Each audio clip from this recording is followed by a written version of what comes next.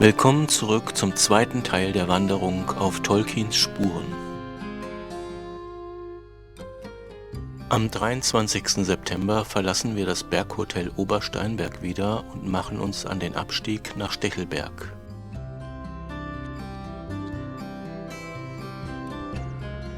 Hier sieht man noch einmal die Schmadribach-Fälle, die weit unten die weiße Lütschine speisen und sich hinter Lauterbrunnen mit der schwarzen Lütschine vereinen und in Interlaken in den Brienzer See münden.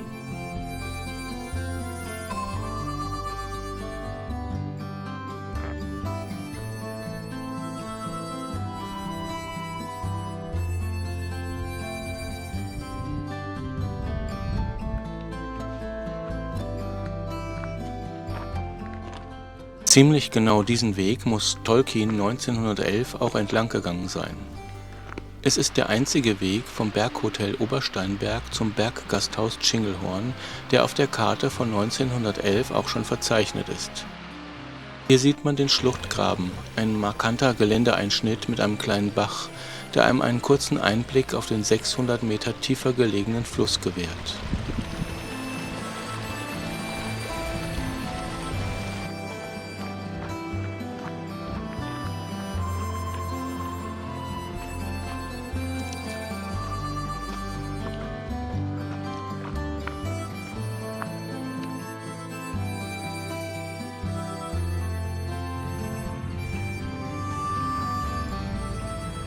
Das Berggasthaus ist ebenfalls schon auf der Karte von 1911 eingetragen und von hier aus geht es auf einer Strecke von ca. 1,5 Kilometer noch 500 Meter abwärts ins Tal.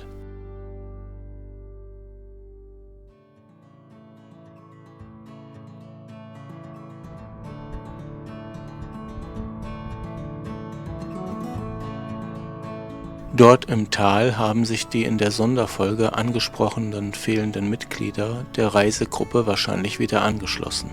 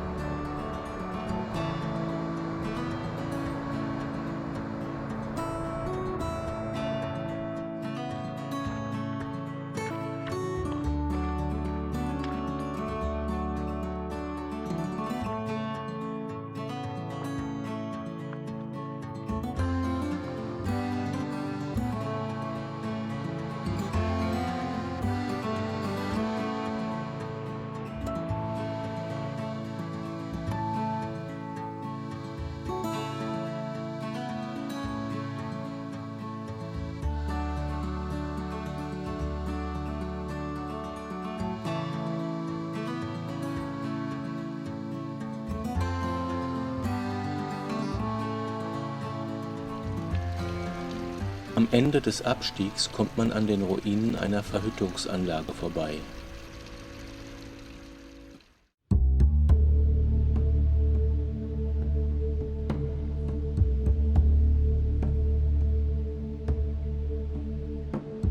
Als Tolkien hier entlang kam, waren die Gebäude noch intakt, denn der Betrieb wurde erst 1911 eingestellt.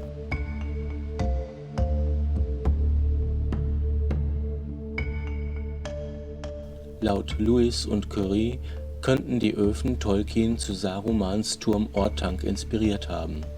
1931 wurde die Anlage leider durch eine Lawine zerstört, so dass man dies an dieser Stelle nicht nachempfinden kann. Erwähnenswert ist auch, dass wir uns hier unterhalb der Silberspitze, einem Nebengipfel der Jungfrau, befinden, der Tolkien nach seiner eigenen Aussage zu seiner Silberzinne inspiriert hat, einem der Gipfel über Khazad-dûm, dem Zwergenreich, das für den Abbau von Mithril oder Wahrsilber bekannt war.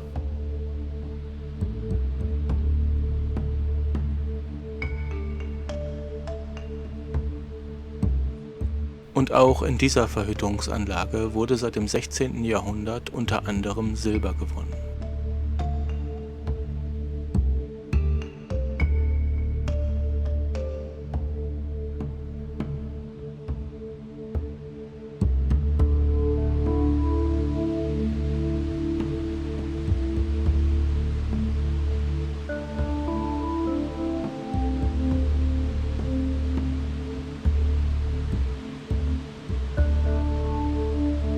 Der Weg führt weiter durchs Tal an der Weißen Lütschine entlang, durch Drachselauenen, Sichelauenen und Stechelberg.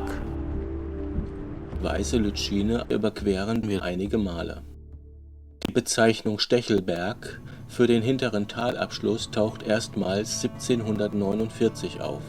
Die damals abgeholzten Wälder sind wieder aufgeforstet worden, so dass sich dieses Naturschutzgebiet in bestem Zustand präsentiert. Aufgrund von Lawinen im Jahre 2003 wurden einzelne Bereiche des Naturschutzgebietes in Mitleidenschaft gerissen, welche zurzeit wieder aufgeforstet werden. 1868 wurde das Schulhaus erbaut. Die Postautolinie nach Lauterbrunnen wurde 1950 eröffnet. Mit dem Bau der Schildhornbahn 1965 wurde Stechelberg an den Fremdenverkehr angeschlossen.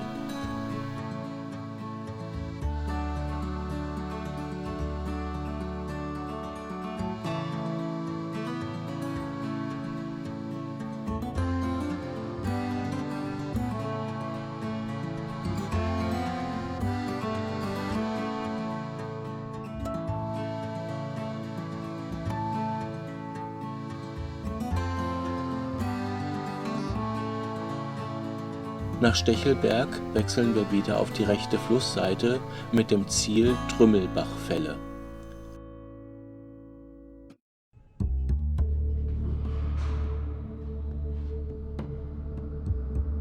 Laut Lewis und Curie hat Tolkien 1911 auch schon die Trümmelbachfälle besucht. Auf Wikipedia steht zwar, dass sie erst 1913 für den Tourismus eröffnet wurden, aber vielleicht bezieht sich das auch nur auf die Fertigstellung der Seilbahn und der angelegten Tunnel und Treppen.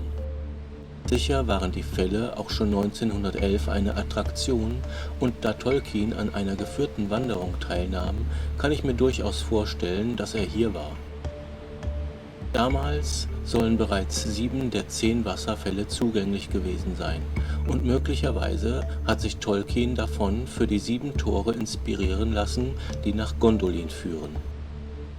Aber die unterirdischen Wasserfälle, die Höhlen und Gänge können durchaus auch in Tolkiens Vorstellung von Moria eingeflossen sein.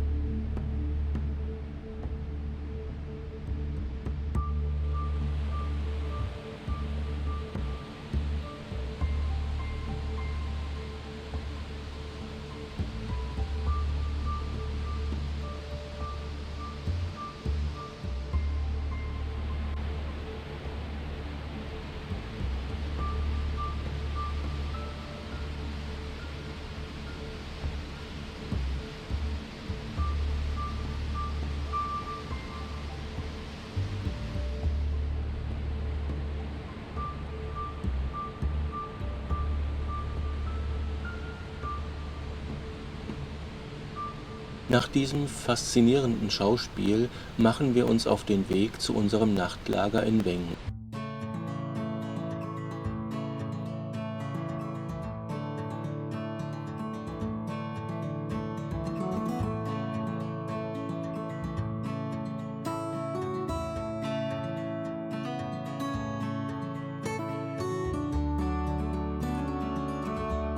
Bis Lauterbrunnen sind wir noch gelaufen, aber von dort haben wir dann den Zug genommen, um die 600 Höhenmeter nach Wengen zu überwinden.